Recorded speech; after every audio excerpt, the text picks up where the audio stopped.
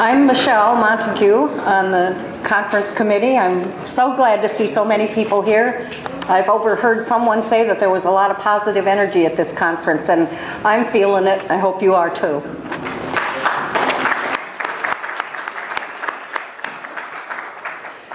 Our first keynote speaker is Bill Ptacek. He leads the third busiest, almost the second busiest library in the country, King County Library System in Washington. He's been director there over 20 years. KCLS has 46 branches, serving 1.7 million residents. That's going to help Bob's numbers, right? And is a nationally recognized leader in public library service for a long time. In 2009, KCLS was awarded a $1 million grant to develop and support open source options for libraries. Of this grant, Bill said, existing vendor-provided systems lack the flexibility required to meet the needs of libraries as large as King County. Through an open source library system, libraries will collaborate with each other to develop tailored systems to meet each library's individual requirements. On that bright and promising note, I give you Bill Ptacek.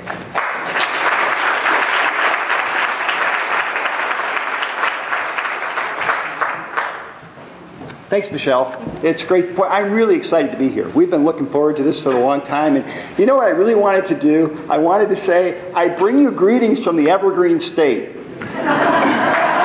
Washington is officially the Evergreen State, so there you go.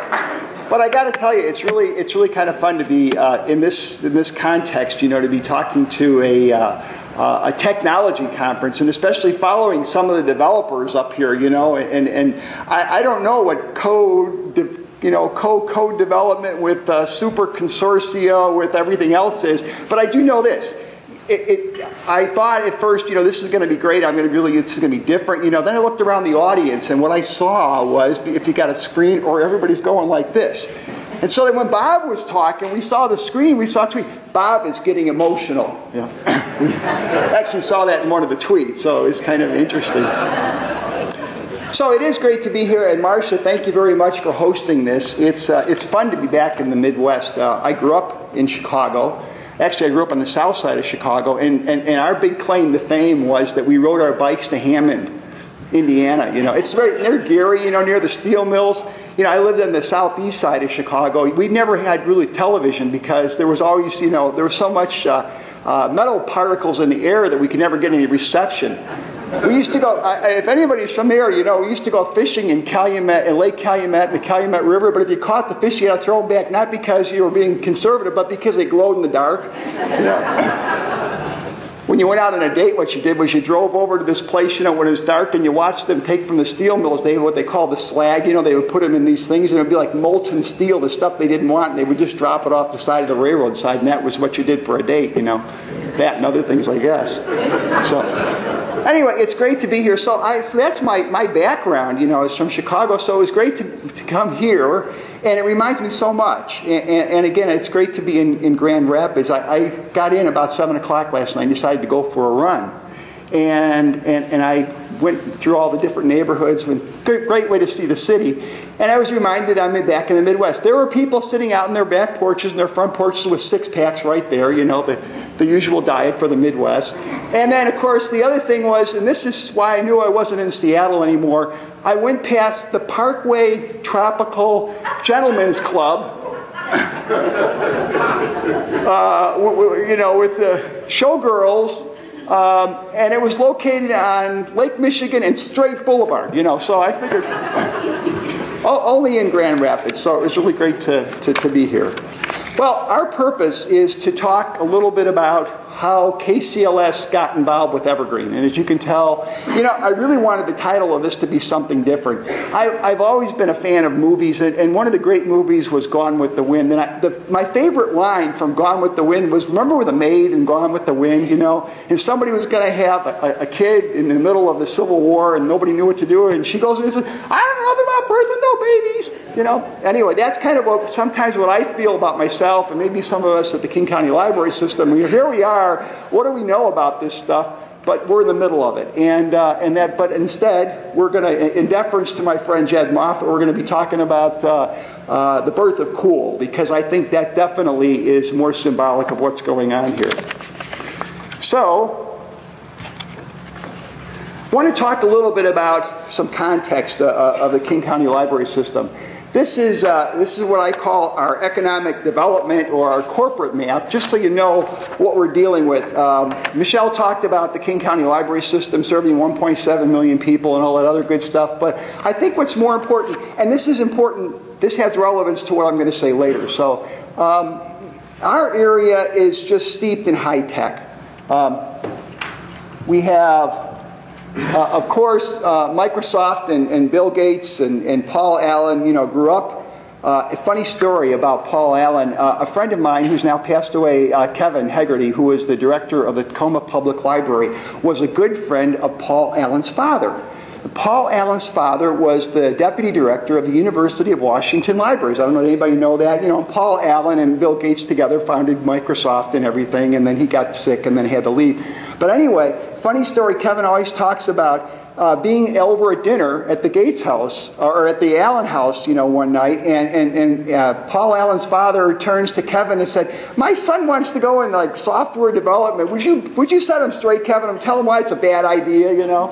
And I guess Kevin's lecture didn't go very far, because he went off and founded Microsoft with Bill Gates. So we've got Microsoft in the area. We also have Nintendo, which is really important. And as I mentioned these companies, what I'm really trying to convey is not only are the companies there, but all their employees are there. And those employees are our patrons, okay? We've got Amazon in downtown Seattle, but again, well, a lot of people, actually, we've had a great relationship with Amazon because one of their primary developers is the husband of one of the treasurers of one of our friends of the library group. And so, you know, anytime they're doing something, they always have a chance, we always have a chance to go over and talk to them. We talk to them, but they don't do much about it because, for instance, we asked several years ago if we could partner with them on the Kindle, and they still haven't returned our phone call. So. Then we got the little airplane company, Boeing, that's there. Here's an interesting fact about King County. In some years, and I think it varies by how many planes are sold or whatever, but the King County can generate as much as 20% of this country's exports. When you take all these different companies together, and our exports, about 20% in some years of what the entire United States exports comes from the King County area. And of course, you sell a couple of airplanes and that's going to do it, you know, pretty quickly. So that's the corporate background. But I also think it's necessary to understand kind of the spiritual background of King County. First of all, people drink coffee all the time. You can't go anywhere without, you know, Starbucks in every corner. Starbucks was started there. We've got Tully's coffee. We've got, you know, more coffee than you, it's just everything kind of functions on coffee. So that's very important. Washington Mutual was one of the largest. It ain't there no more. We have got Chase, I guess. You know, we're real excited about that, obviously. Then the University of Washington, one of the great research institutes in the United States, and they're always proud to talk about the fact that they're like one of the top 2 or 3 grant-receiving universities in the country, and they've got a lot of research going on. And it's great for us because we got the University of Washington and the iSchool, and they've got some great programs going on there, and they're really kind of steeped in technology. Nancy Pearl is also a resident and actually does a lot of work with the King County Library System. Nancy's a good friend, and she supports our foundation every year by being the MC at our annual dinner. And she's done a lot of staff training. And if you're a connoisseur of Nancy Pearl, she'll be happy to tell you how she really enjoys the King County Library System, because not only does she train our staff, she goes out to our communities and gives programs. So we kind of claim Nancy, even though she did work at the Seattle Public Library. We've got 18 different school districts, and I don't know, I think every state, I was real proud of this until we ran into somebody from New Jersey who started talking about the fact that they've got 450 school districts, but I think that's all part of, you know, like everybody gets a cut of the pie there, and more people are able to kind of do interesting things in New Jersey